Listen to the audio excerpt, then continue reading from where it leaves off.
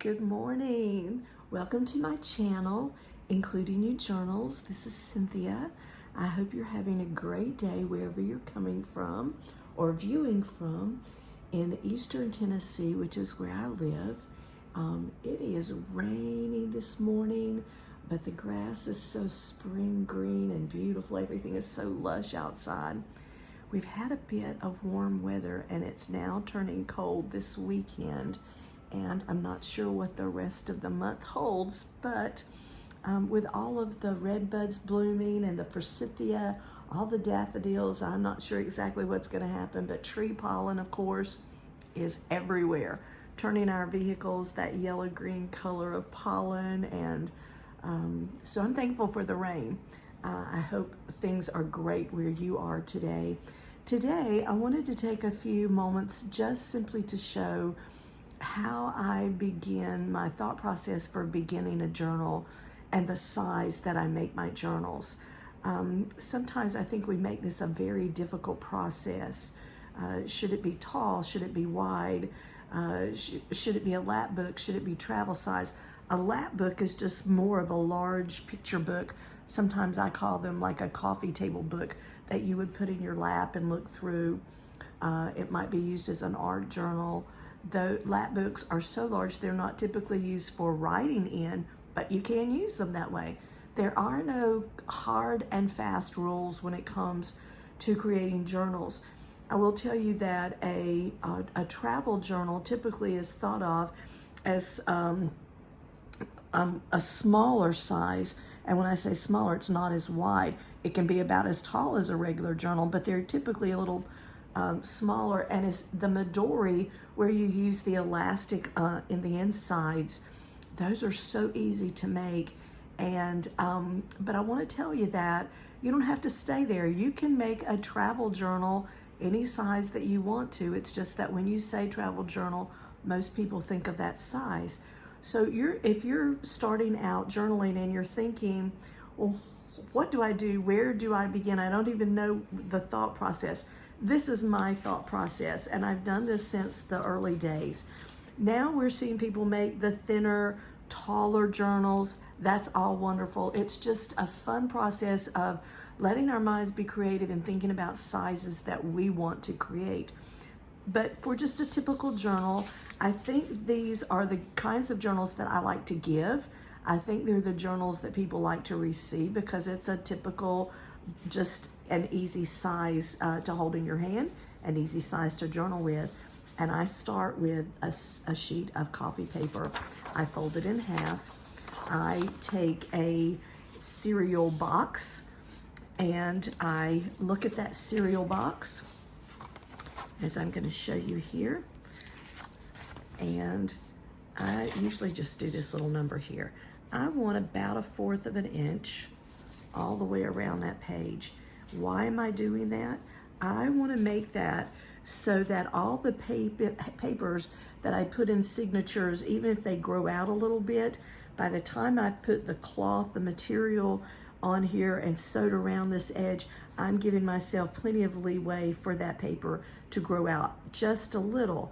But at the same time, I want my papers to be encapsulated between two pieces of the cardboard, or which would end up being the front and the back. And so that's what I'm looking for. I don't want things sticking out unless I want to make things to stick out, like a tab or lace that I sew onto the edge of my paper. All of those things are things that I can add.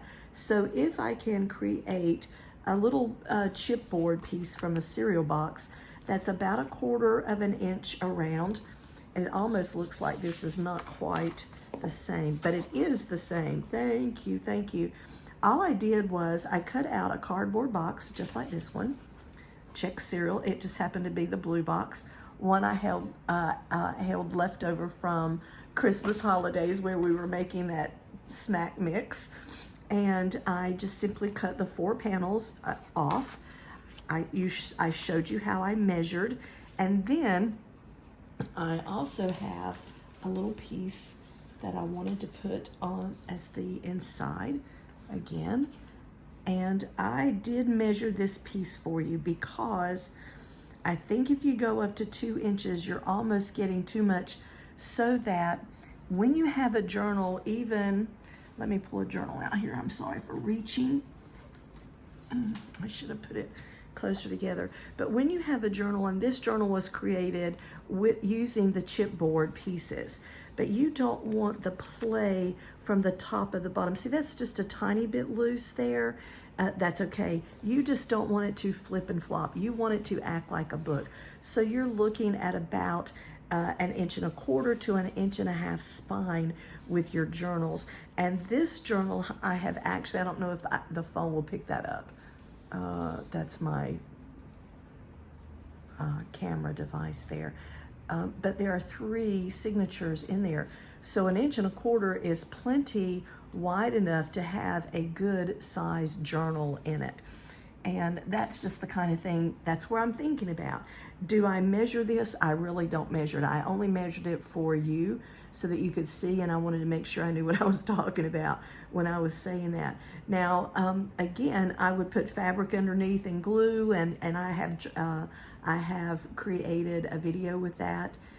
There are lots of people out there that create their videos, but I'm just talking about size and how we actually, what do we do? How do we use it? How do we begin if we want to begin a journal? And so that's how mine begins.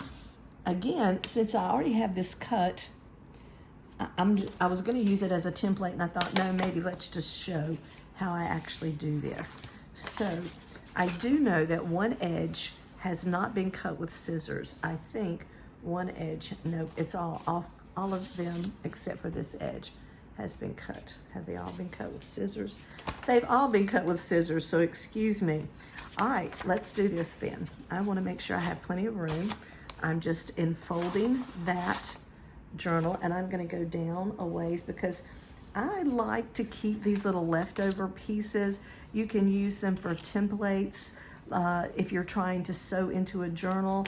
I also use them for bookmarks. For example, here's a bookmark that I have made with just some leftover chipboard. Again, I'm reaching, please forgive me. So you can see here, it's just a very simple little bookmark, but I can use those leftover chipboard pieces to do that in my journal if I choose. And there are other things you can do with those. So back to this journal. I'm going to simply use this here and cut a straight edge. That's all I'm trying to do right now, so that as I begin to measure, I have a straight edge. And so that's just a little piece of paper that I can get rid of. Okay, now coming up, I'm going to turn it around this way so that you can see it, but also I want to make sure that I have that straight edge along the bottom so that as I cut up the side here, I'm going to have enough room. And I'm simply looking at the bottom. I'm not sure that was in camera range, but I'm lining it up with this line so that I make sure I have a nice straight edge. I'm giving myself a good 1/4 inch. Again, saving the little piece left over. And then I'm going to come up here and I want to come in. You can see that this is not rocket science. I am not looking to make sure that everything has an exact angle, except for, if you can tell, this is a little wider here than it is here. So I'm going to go back in one more time and straighten that up a little bit. My bottom edge may be a little off. No, it's not. I was a little off. So maybe I just did that as I was cutting. I want that to be straight there. Wow, I don't know how I got that off, but you can see that's a big difference from top to bottom. Okay, so now, good. I have this edge here and here, and I'm looking at that bottom edge, trying to make sure that's completely squared and even, and I don't think it is either, and so I want to redo this. Let me look at this just a little bit. Okay, yeah, I'm a little off on the bottom too. I don't know how I did that. Maybe measuring would take care of that. Those of you who want to measure. And that's just not how I do things. Okay, I don't want quite that much room. Okay, about right there. Top and bottom will be fine. Then I can have things stick out the top. And I'm coming here. I know this edge is straight now. Give myself about 1/4 of an inch if I have put that in just right. And now you can see what I've done. And since I have a bottom or a top piece now cut, that would be the cover, I'm going to use this as a template for cutting this next piece. It's so much easier. And I'm going to scooch it to one side. And the reason that I'm doing that is I want to make sure that I have plenty of little stuff left over to play with later on. The chipboard, whatevers. So, and I'm jiggling just to line that up. I hope I'm not jiggling the camera. But now I do have a straight edge there at the bottom. I'm going to go ahead and put that all the way down so that it is completely even, and that way my edges will be more even all the way around. And I'm going to go to the top. I can just see it easier.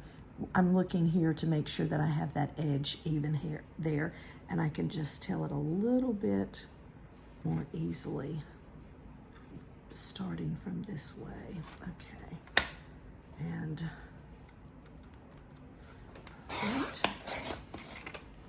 That's great. Now I'm ready to come in.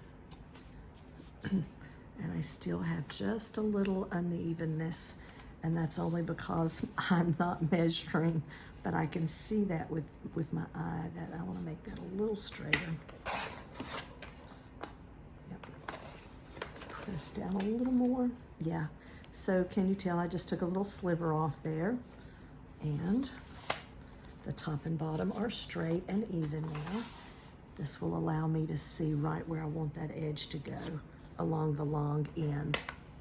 And let's just simply, well, let's move it again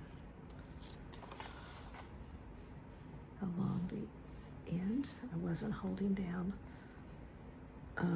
I wasn't holding it strongly enough, and I allowed that paper underneath to be moved. But in the end, it all worked out just fine. And again, I am, if you can see in the camera, there is a silver or a little metal edge on the left and one on the right with this pocket in between. I'm putting this brown paper right over that silver line. That's how I'm lining that up. And it looks straight all the way down.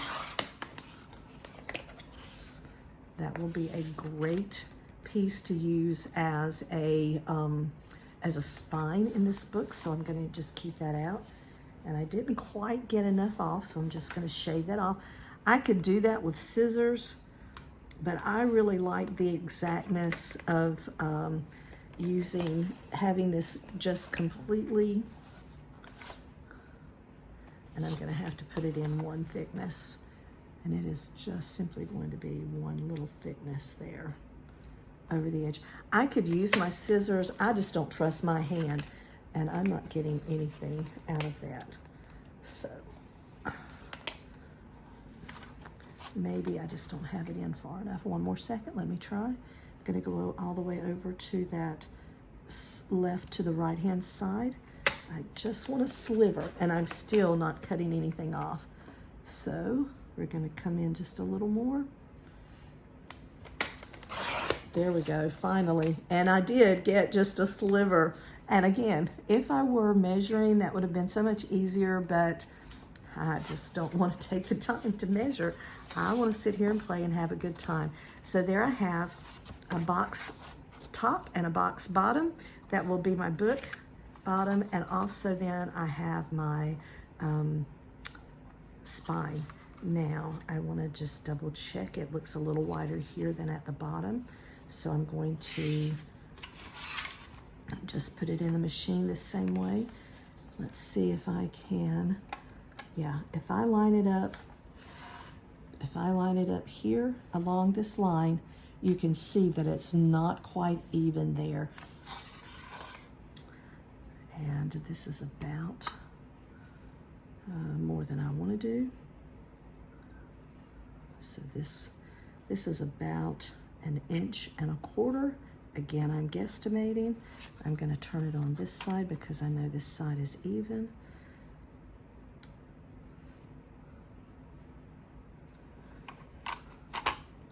And I moved it.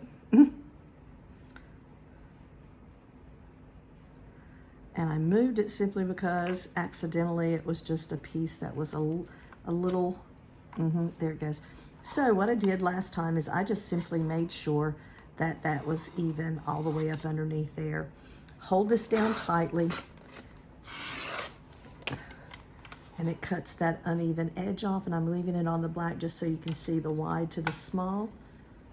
I don't know if this is more confusing for you or if it helps, but, and then measuring this, and this one is about 1.25 inches to 3 centimeters wide. Again, I have about the size of spine that I typically like to work with. And then I would just lay all this out. Be ready. Now, if you're worried about, I showed this on another video, if you're worried about how red lines or blue lines or whatever the green shows through, this is going to be the outside of my journal because I don't have to worry about anything showing through. But on the inside covers of my journal, I'm going to either cover this with paper or cover this with fabric. And then I typically will take a doily and put over it, or to use in decoration to help disguise. Now, I think this is the same journal that I had that same issue with, so let me pull that back a minute. I did. This was also a Chex Mix box, and under here there was a red line. All I've done is take a little piece of, I believe this was a little handkerchief. I just cut that there and covered it up. It looks like part of the design. It covers that red. I don't have to see that. And then I can use it as is. The top, of course, would have been this, so nothing is showing through. Let me open the back side because I also believe there was some red showing through on the back side, and there was. There was a big blob of blue or something here, and again, I used that same little handkerchief, very thin, with this pretty little tatting like on the side, and I just used that portion as part of the design, and I think it looks fine, and that I don't have to worry about that. Again, that's up to you. You don't have to use material. You can use paper because books have end papers, and I brought this book. This is an Edith Holden book that I've just purchased, the Nature Notes hardbound of an Edwardian lady. And I love these end papers so much. I tried my best to save those as I was taking the papers out, because in my next video I'm going to be using those Edith Holden papers to start decorating the new journals that I am creating. But this is just so pretty, and you can do the same thing. So even though I covered the outside of this journal in fabric, on the inside, I could have covered in paper. I could have also covered it in paper and then still covered it in like even just a piece of white copy paper would have helped pull in this. Let's see how much it does. See how much, you can still see the red through there, but then once I put material over it, you wouldn't be able to see anything. And that's just, there are lots of ways that we can handle that kind of thing. I typically like to just use what's there because it's a homemade journal. It's a junk journal. I prefer not using the name junk. I just like journal. It's a journal. But whatever it is, it's homemade. So showing and allowing the properties of the homemadeness of the journal, to me, is delightful. Now I want to show you one more thing before I turn off the camera. So let me move along. I thought this Cheez-Its box was going to be tall enough and that I would like to use that as a journal as well. Of course, here is something that I can use as the spine, but it's going to have to be cut down. But let me show you what I found out when I brought it in to do my measuring of the paper. So can you see then, if I put it on the darker part, the white comes above the chipboard about 1/4 of an inch. So this is not something that I would have ever typically used, But guess what? I have decided that I want to try something different. And so I'm going to use this, and that just means I'm going to have to cut or fold my papers. Now, when I say cut or fold, I'm simply saying maybe I want a pocket, and so my papers are going to have to come in now like this, or I could cut them to size so that it would be whatever. But now look, that will fit in that journal if I do something like that. And this is how our journal ideas begin and how we can work with them. But I think I'm going to play with this, and hopefully you will see how I've actually created a journal out of that at some point in the future. Again, if it were taller and thinner, then I could have a whole different kind of journal. And I'm just showing you that when you're beginning, the easiest way to start is simply by using the papers that you're going to be creating with, and that is just a sheet of coffee paper, whether it's tea stained or coffee stained. This is a good size that we use in journals, and it's a good size for beginning. So I hope this gives you an idea. I hope you go, oh, I think I could do that. And then look for how you sew these, how you would actually cover. I glue the material on, and then I sew around it, and then I just stitch in the 3 pamphlet stitch. You can use a 5 pamphlet stitch. I typically use a 1, 2, 3 pamphlet stitch. Still not being able to find the center like I thought I was going to be able to. Here it is. You can, it's hard to see against that whiteness of the paper and the lightness of the string, but 1, 2, 3, and tie it off. And I have 3 great signatures. Again, I have a video early on about how to do that. I just wanted to show us how do we actually get to the part of what size of a journal we're going to make. I hope this was helpful. I hope it gave you great ideas. I really appreciate you joining me. Thank you so much. Have a great day. Have a great weekend.